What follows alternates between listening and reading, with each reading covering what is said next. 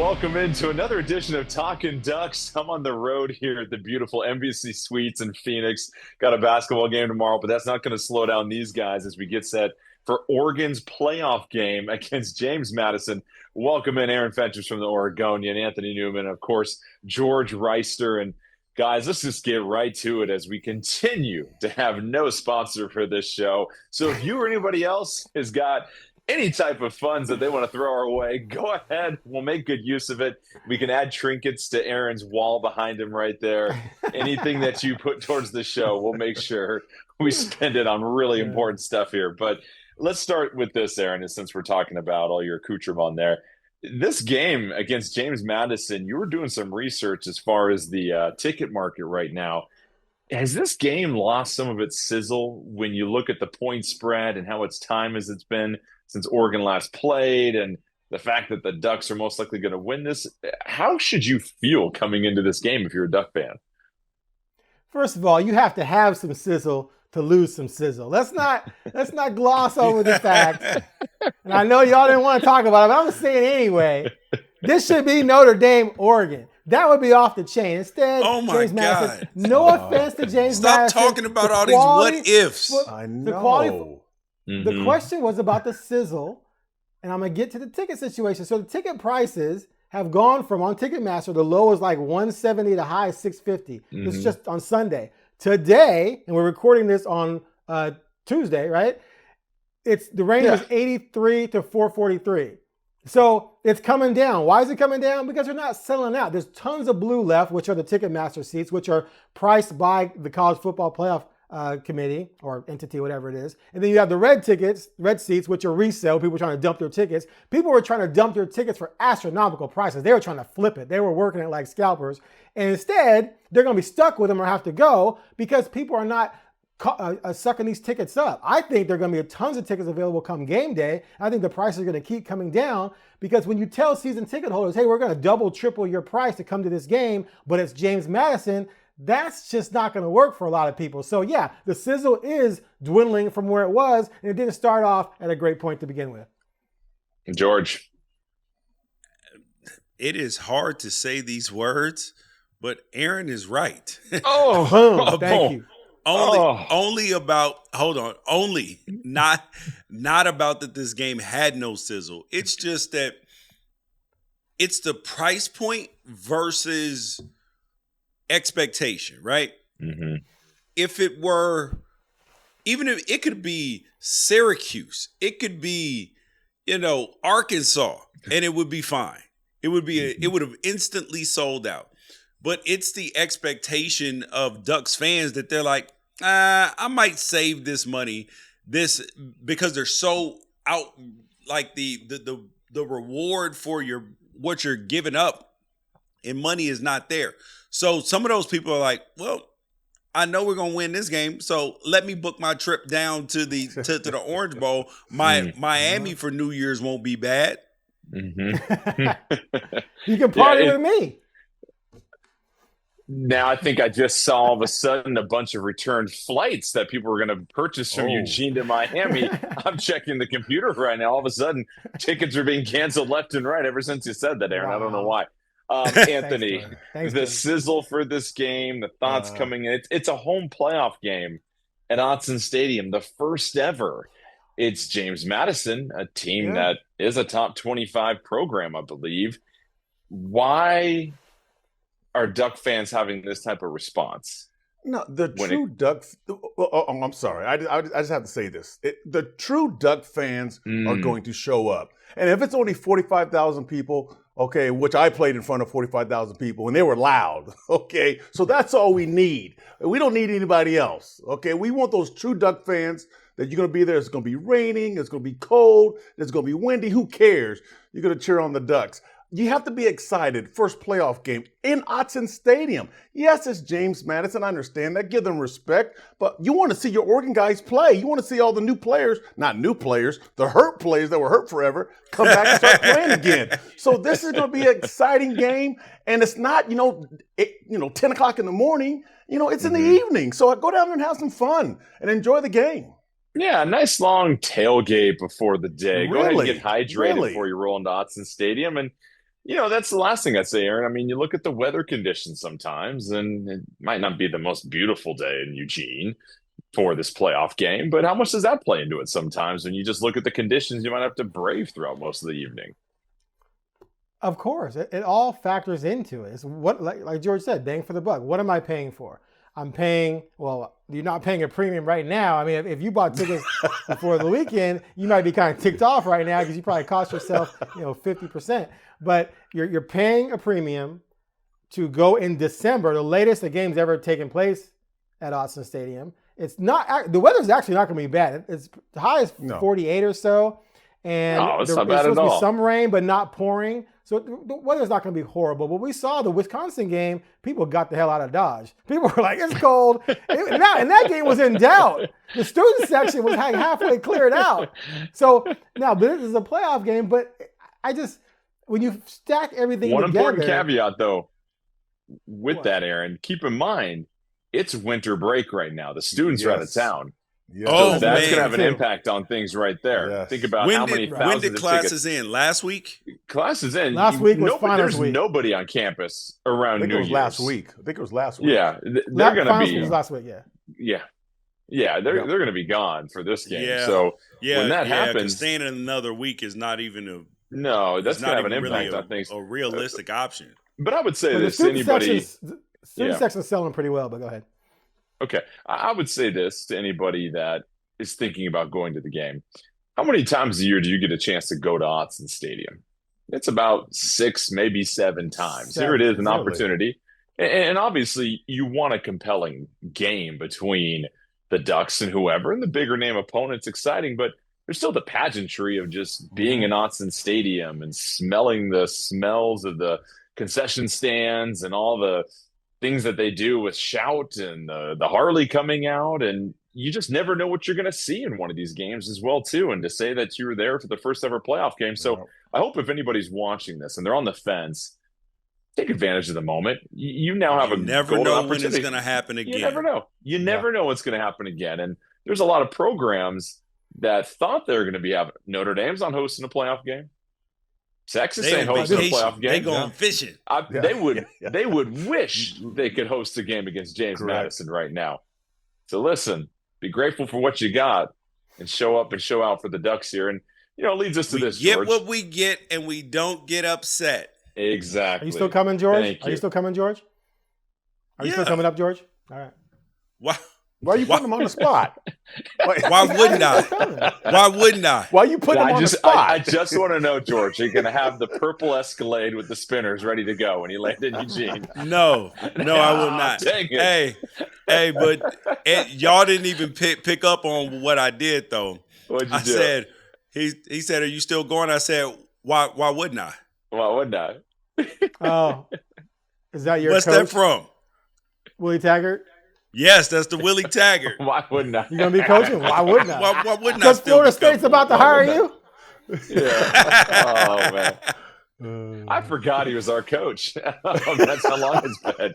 So let's get to this game here, George. James Madison versus Oregon. Obviously, Oregon's a heavy favorite coming in, and you can make the argument that Oregon bigger, stronger, faster across the board, more experience, but James Madison's got some weapons, though, and you don't want to write them off. And this is a team that's used to winning, and you don't get to 13-1, 12-1, whatever it is, without playing sound fundamental football during the year at times. So you look at this X's and O's wise, and what does James Madison bring to the table, and where does Oregon clearly have the advantage in this game?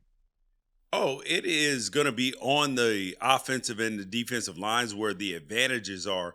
But this is a team that is built upon RPOs, like run pass options.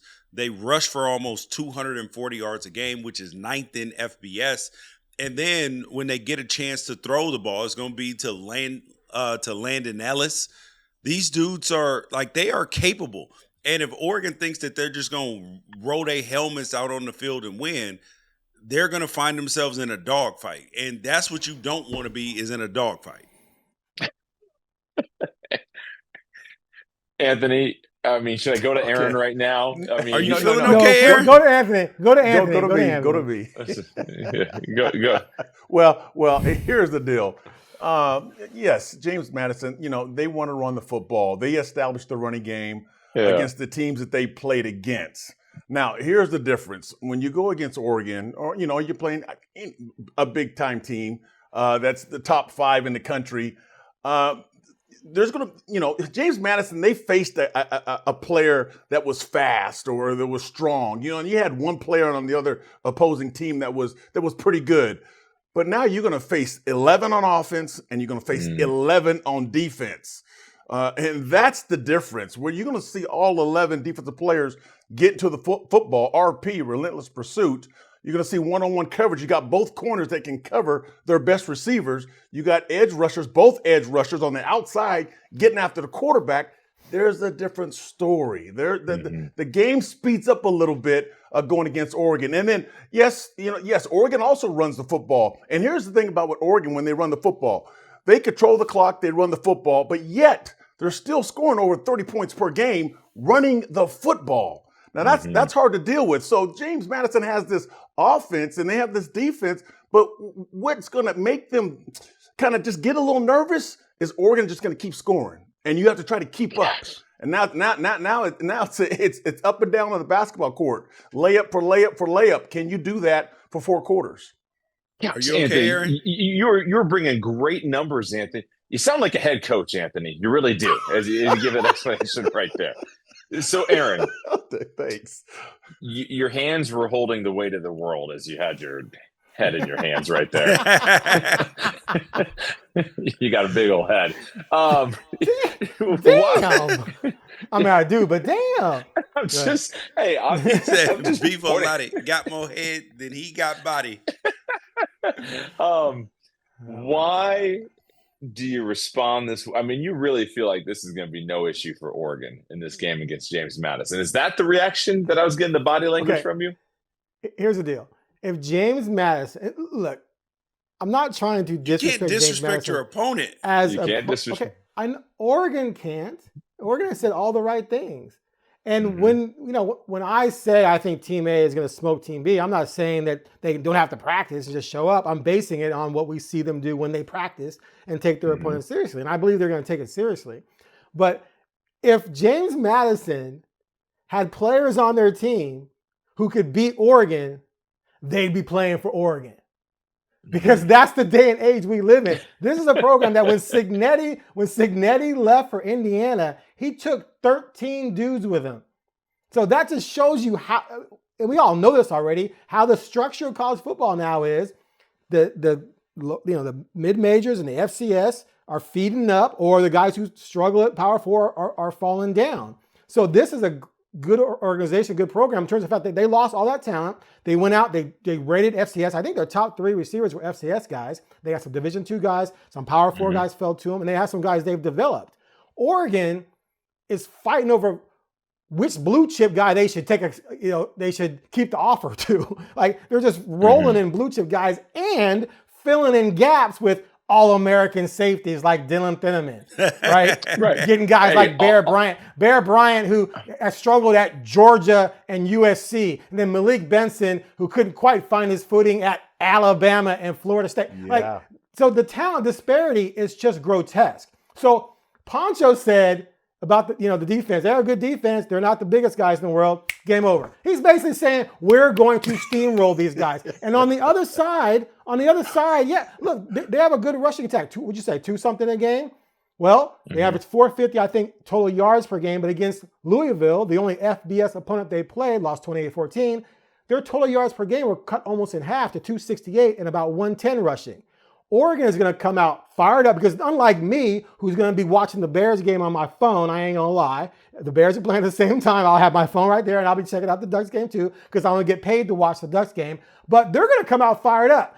Guys like Bryce and all those seniors. So last time at Autzen, they thought their last time might have been a couple weeks ago. This is your true last time. It's a playoff game. They're going to come out hungry like a bunch of rabid dogs, and they're going to take it to these guys, and it's going to be over early. And there's nothing James Madison can do about it. I'm just keeping it real. See, this is why people start calling you a homer. No, I keep it real. That's why sometimes this is why people like started calling you a homer. There's a lot I want to unpack from that.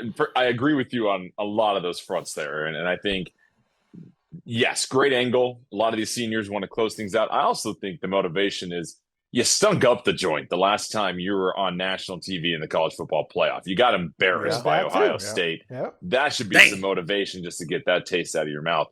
But this is also an interesting counterpoint, I would say. And, you'll probably roll your eyes at this.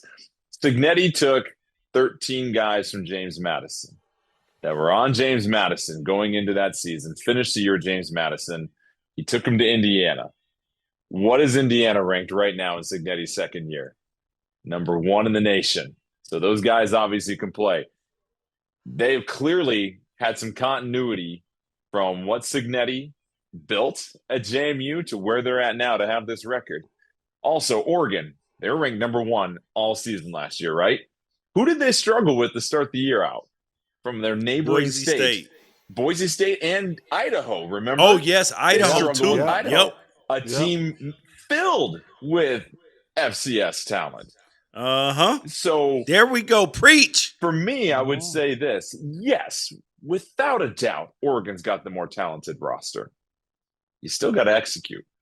Preach. And just because there are guys that should be on Oregon's roster doesn't mean they don't have a couple of dogs on that side, because they've got the game of their lives ahead of them with nothing to look forward to after that. So that's just the way I look at it. I think that's why you can't just automatically assume Oregon's going to win. Should they, all things being equal? Yes, of course. Oregon should go out there and win. But I'm just saying, this is not a threatless Reverend game. Kent, let the church say amen. Yes, amen.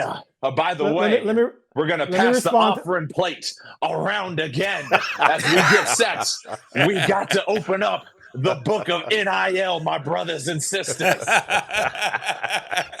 Please, okay, let me respond. Some young men's in Eugene that we got to support going into this next season.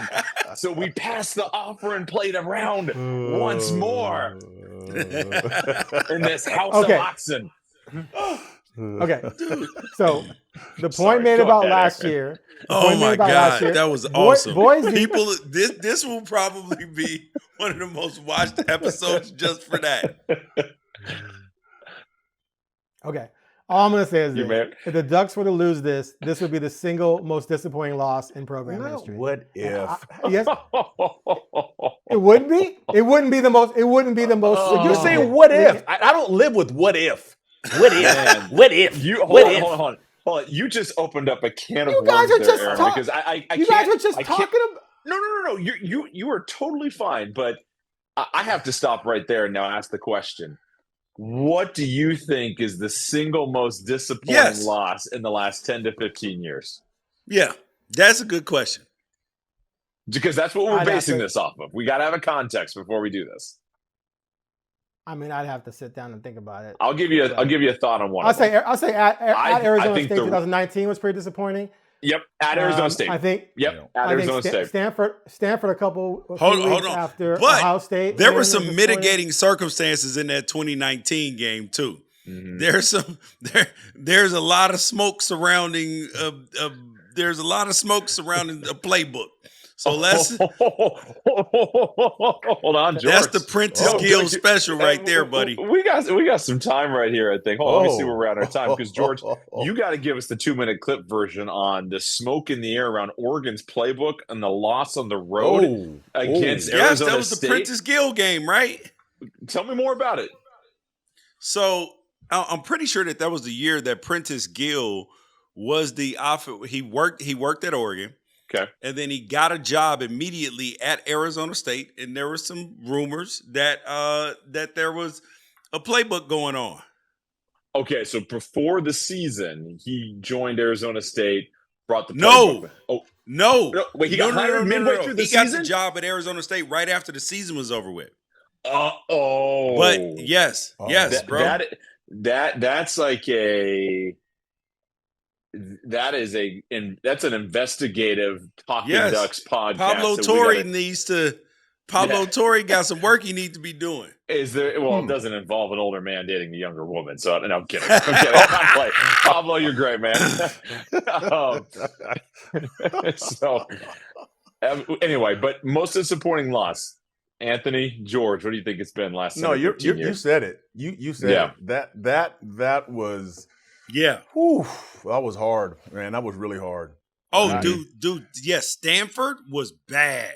Stanford was really, really bad. Which Stanford? The 12, 13, or 19? Year. There's also 12. There's also 12 and 13. The fumble on the 2-yard line that Stanford ran back. That one. Or 12, the 12 was the overtime game that kept them out of the national championship. Oh no. The Travis Dye Stanford fumble was bad too. Yes. That was 2018. 2018. Yeah. You know what else was really that was bad? CJ Verdell. That was Verdell. That was a Verdell fumble. That's right. Ooh. That was tough. The TCU bowl game was pretty bad too. Up 31-0. Yeah. But at the end of you got something at the end of the year. I would say there's nothing that would come close to this. Quit looking. I will say the one that was disappointing, even though the team was a pretty solid opponent, was the loss to Matt Barkley at home with SC, when if you win that game, you're playing Notre Dame in the title game. Yeah, that was bad. Wait.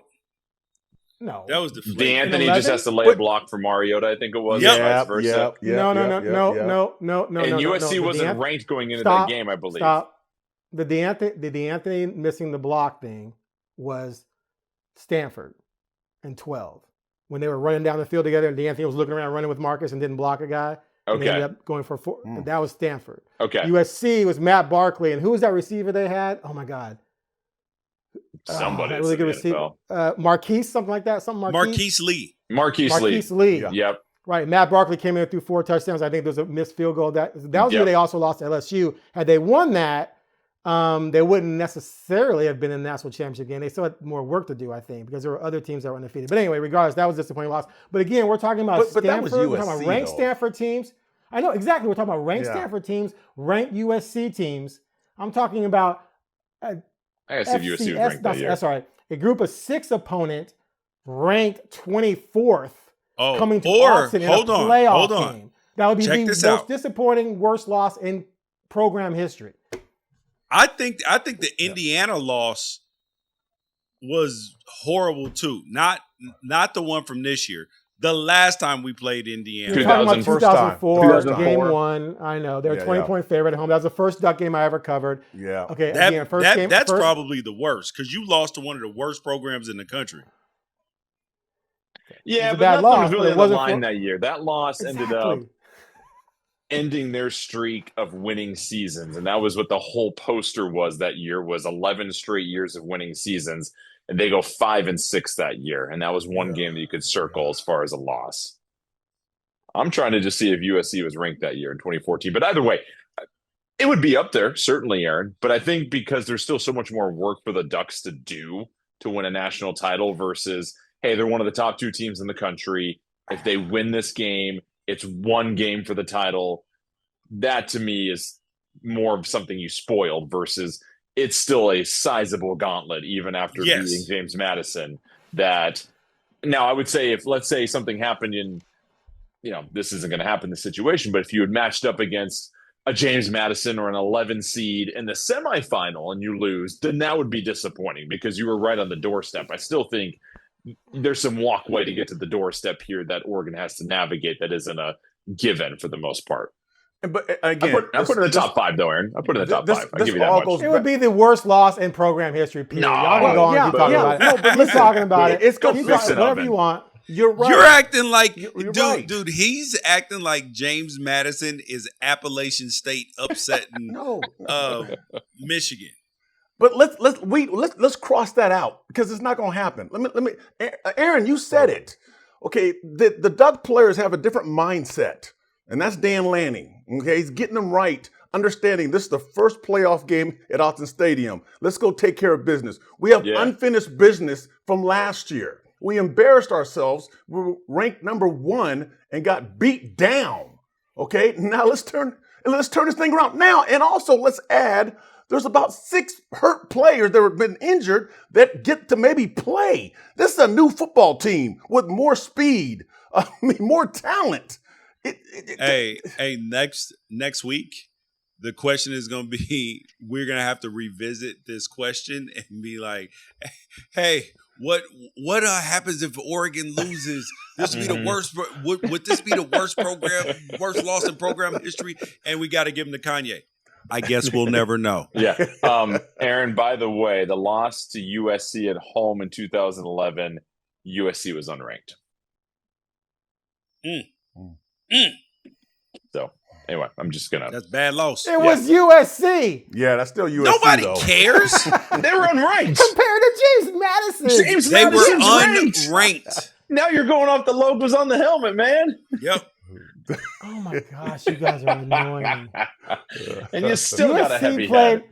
USC played a Power 5 schedule in the Pac-12. James Madison, the best team they played was Louisville. There's no comparison. Yeah. James Madison is ranked because they decided to rank group of 6 teams. You could say that against elite programs. You could say that against Tulane a couple of years ago. You could have said that about Boise State last year. Tulane beat SC right, in a and I bowl did. game.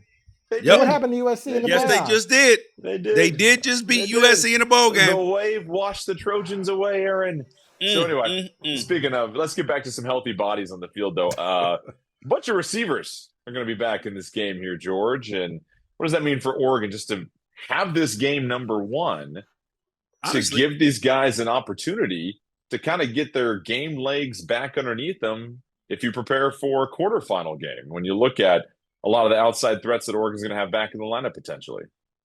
Yeah, honestly, it's a little bit scary because on one hand, yes, you love to be at full strength and everything else, but the offense has been doing really good with Jeremiah McClellan and Malik Benson as your one, as your 2 top wideouts. So now you got a situation where you got hot players, because they've been playing well, especially Benson, who his last 3 or 4 games were incredible. And now you're going to be trying to integrate those other players back into it, and you run the risk of messing up your continuity and what you've built with that. So this is going to be a really tough task by Dan and Will Stein, because integrating players back might mess up your mojo, and who's to say that they're better right now than as good as the players have been playing that have been out there. But George, yeah, go ahead, Anthony. I think they're gonna limit their time. So you want those other guys who are in that flow. I get it. You're shooting your 3-pointer and you're just knocking down shots. You don't want to take him out because you keep him in the game. But there's time to time he has to pass that ball to somebody else. And then when you pass that ball to somebody else, Decorian Moore, whoo, okay, now what is he going to do? A bubble, a hitch, something simple, something easy? Just get the ball in his hands and let him do his work? I think that's what they're looking at. Yes, you can't just throw those dudes back in there and they're starting and they're getting their thing on. Nah, give them time. Plus, they're not game ready anyway. It's going to take a game or two. Well, the one thing that's interesting here, and George, you can answer this much better than I can. At receiver, it's you just run in your route and hope that the ball gets to you against coverage versus the rhythm and flow that maybe a quarterback has of reading so many different things necessarily. Do you think at the receiver position, as long as the guys that have been established over the last couple of weeks are getting enough looks in the game, there's a way to integrate some of these new guys without disrupting that flow too much?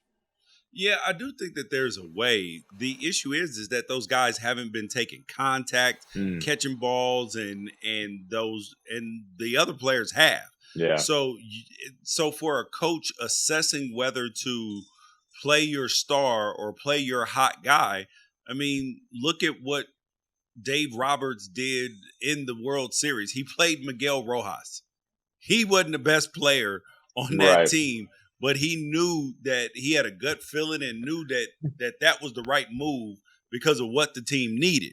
And even though the analytics wouldn't have told you that, nothing else, and that's what the coaches are going to have to lean on. You can't just lean on who's the highest paid and who's the star. Nah, who's going to win this game for us, and we'll figure that out after. All right. Okay, let me ask something. Go ahead. Yeah. So, okay, assuming all those guys are healthy enough to play and they're not thinking we want to, they're not completely healthy, let's save them for Texas Tech. Regardless, if they can play, this is the perfect game to get them reacclimated. Because it's not going to be close. They're going to blow these guys out. You can take walk-on receivers and throw them out there, and they're going to blow these guys out. So get the Corin out there, get Gary Brown out there, get Evan out there, and let those guys play. Because their talent alone, whether they're in sync with Dante Moore or not, is not going to matter because they're going to blow right by the coverage because the guys who are covering them were 1 or 2 star recruits. And so it's not going to matter. And this is the game where you get them up to speed and get them ready for Texas Tech's defense, which is a monster. Yeah. Okay. Well, with that being said, let's go ahead and get to predictions. Wow. We'll get to our predictions, then we'll get to our final question. Then we'll get to our final question of the night that we need you, the viewers, to help us out with here. But let's get to our prediction. What do you guys see this one shaking out to be here? Oregon is, multiple possession favorites. I think a 20-point favorite at this point, possibly. But let's start with you, Anthony. What is your score prediction for this one? 48-17. It's we haven't talked about special teams. We haven't talked about Malik Benson punt return, scoring some touchdowns here and there. Kickoff some return. Touchdowns. He said multiple. It's multiple. Yes. James Madison may score a few points. You never know. If the ball's not round, it's gonna it's gonna bounce all different directions. So they may score a little bit, but 49-17. All right, George. I'm gonna go with 38-13. Okay. I think that the game is going to get out of hand, and then Dan is going to take the air out of the football. He's just going that. If this were a soccer term, if this were a soccer match, they would call it parking the bus. I think the bus is going to get parked early. All right, Aaron. So first of all, if Lou Holtz watches this episode, he's going to be like, damn, listen to those guys spin this thing and try and make it sound like the opponent is better than it is, since he was the master of doing that, if you guys remember. If it rains, if the rain is significant, I got somewhere like George does, 38-16, somewhere in that range. If the rain is not a factor, they're definitely going to score into the 40s. Then it's more like 47-13. But I think if it does rain, I think they'll play it like they did Wisconsin, even like Minnesota, where they're going to lean heavy on the run. Let that do the work for them and get in and get out. But if it's not raining, they're gonna click in the passing game, and then the score is gonna balloon. But it's not gonna be remotely. James Madison has next to zero chance to win this game. I'm gonna go 38-17, and the reason for that is I think Oregon. This game's going to go quicker than normal because I think James Madison's going to want to run the ball a lot and try and establish that. Oregon's going to want to run the ball as well, too. I don't think there'll be as many possessions in this game. I think Oregon leads by 3-4 scores the majority of the game. But then I think James Madison, fourth quarter, they're just going to be playing with a lot of pride. Oregon might have their second unit out there. I think James Madison maybe gets an extra touchdown in at that time, but it's not going to be 21-point difference for the majority of the game. Now, here's a real question for the night. Aaron Fentress has a question. He has got a broken wall oven right now, and he was wondering if he should pay around, what was it, $555, Aaron? $550? $550. First of all, if anybody's watching this show, a broken wall oven. Wall oven. That is an oven in the wall in his kitchen. I'll put it in the chat, George, if you pay attention. Yeah, he's big time right there. If there's anybody watching this show that can repair a wall oven for Aaron, please let us know. We'd be more than happy to use your services. A wall? Oh, the question is, should Aaron pay the $550 to repair the wall oven, or should he just buy a new wall oven? As we know, he gets paid to watch Oregon games, even though he watches Bears games during that time, as he's so shared. Buy a new one. It's 12 years old. It's 12 years old. Yes, what are you talking about? Why is fixing it even on the table? I would say this, Aaron. If you had told me the oven was 42 years old, then you know that thing's built to last 85 years, but it was built 12 years ago. It is meant to break down. It's not built like those fridges that our grandparents had that are still running just fine on the same Freon from back in 1950. Like, this thing was built during the peak economic recession of 2008, I'm sure. This thing, you got to go ahead and just get a new one. It's done, Aaron. It's done. Keep up with the Joneses. It's lived a good and a full life. It is baked now. Just get rid of that thing. So I said to the repairman, I said, it sounds like $550. I should just get a new one. He's like, no, you you should definitely get it repaired. And I'm thinking, because Well, yeah, because he's gonna pay labor's him. like $375. He said, nah. Actually, That's like me asking Aaron, should I really get your you can opinion get a about new duck wall football? oven, bro. You can get a new wall oven. It's gonna hit you for about maybe like 5,000-6,000, maybe. That's an expensive wall 5,000 oven. on a wall oven. I was just looking at ovens the other day. No, It's they this can't. wolf They one. can't. Okay, if this was No, a okay, $5,000 oven, listen, then I could George, we're not doing then the I could get Ashton fixed for Hall $550. wall ovens right there next to the Saratoga. Okay? That's what. No, I literally have a wolf wall oven. Yes, Aaron. That's Okay. also like that's the Louis Vuitton of wall ovens, I right know. there. I don't have a purple Escalade with spinning wheels, George. I don't have one either. What are you looking He at, George? He doesn't need the red buttons. I don't have one either. Because you But guys listen. are down here today instead of here, so that's why. Listen, I think if Aaron, I get had- yourself a good KitchenAid.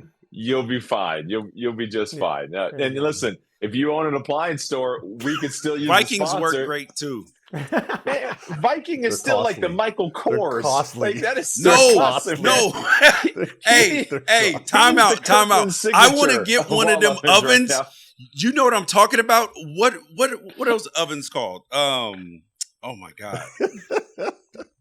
There's no way anyone's still watching. Oh, the Le Corneau. I want one of them ovens. Okay. Well, tell you what, All right. we will give you our recap of James Madison throughout the week as George fantasizes about wall ovens. We'll let you know what Aaron decides. But thanks again for joining us as always. We love you all. Appreciate you tuning in, and we can't wait to break this one down next week. Until then, enjoy the game against James Madison.